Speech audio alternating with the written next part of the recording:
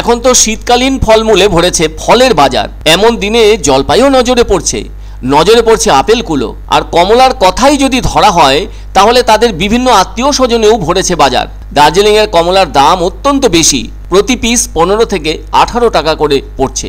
তার থেকে কিছুটা কম দাম ভুটানের কমলার। এদিকে শহরের ফলের বাজার ভরেছে কিনো কমলায়, যা কিনা পাঞ্জাব থেকে আসছে।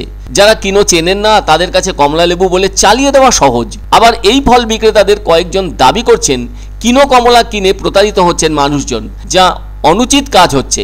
কিছু এ ধরনের ব্যবসায়ী আছেন যারা চান মানুষ ঠকলে ঠকুক, তাদের কারোরই যায় আসে না, কেননা তারা তো কিনো কমলা আর দার্জিলিং কিংবা ভুটানের কমলা লেবুর মধ্যে পার্থক্য বুঝতে পারছেন না, ফলে কমলা লেবু কিনতে গিয়ে ঠকছেন।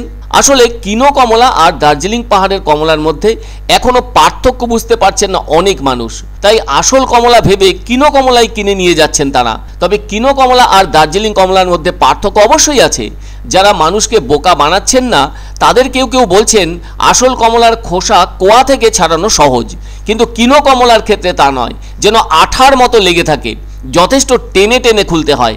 দেখতে একটু ফোলা ফোলা মতো, আর কিনো অনেকটা চকচকে হলুদ রং, আর কমলা একটু ফ্যাকাশে হলুদ এবং তার মধ্যে হালকা সবুজে ভাব থাকে। কিনো কমলার খোসা একেবারে মসৃণ হয়, তবে আসল কমলার সাথে রাখলে তফাৎ বুঝতে সমস্যা হয়, যে কারণে এই সুযোগেই মানুষকে ঠকিয়ে অনেক ব্যবসায়ী কমলা হিসেবে কিনো বিক্রি করছেন বলে অভিযোগ রয়েছে।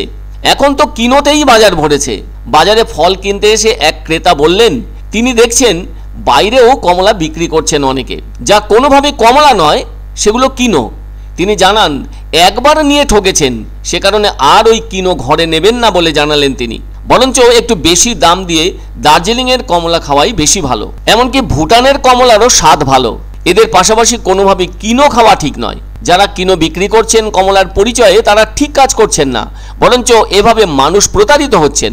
আবার এক ফল ব্যবসায়ী বলছেন ফল বাজারের বাইরে ভাসমান ফল বিক্রেতারা কমলার নামে পাঞ্জাব থেকে আসা কিনো বিক্রি করছেন, যা স্বাদের ক্ষেত্রে টক আর তার দামেও কম।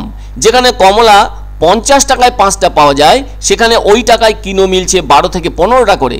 অনেকে ভাবছেন অনেকটাই সস্তা আছে কমলার দাম, সেজন্য 50 টাকা দিয়ে ওই রকমই 12-15টা কমলা বাড়ি কিনে নিয়ে যাচ্ছেন অনেকে, যার ফলে স্থায়ী ফল ব্যবসায়ীরাও সমস্যায় পড়ছেন। তাদের তো কমলা বেচতে গিয়ে লোকসান হচ্ছে, বিভ্রান্ত হয়ে মানুষ ভুল জিনিস কিনছেন।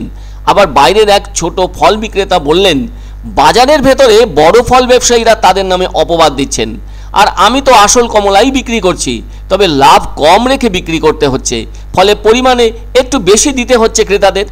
আমার কাছে রয়েছে দার্জিলিং নয় ভুটানের কমলা।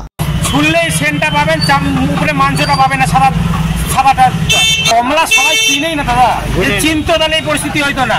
বলতেছে ওখানে 15টা দিচ্ছে, 20টা দিচ্ছে, ওটা পাঞ্জাবের কেনু, ওটা কমলা না, না নাগপুর না পাঞ্জাবের ওটা কেনু। বাইরে যেটা বিক্রি হচ্ছে সেটা তো কমলা না, সেটা কিন্নু বলে এটাকে, পাঞ্জাবের কিন্নু বলে এটাকে। অরিজিনাল দার্জিলিং এর দাম বেশি থাকে, কম থাকে, মোটামুটি একটা দাম থাকে, আর কিন্নুর দাম তো সস্তা একদম।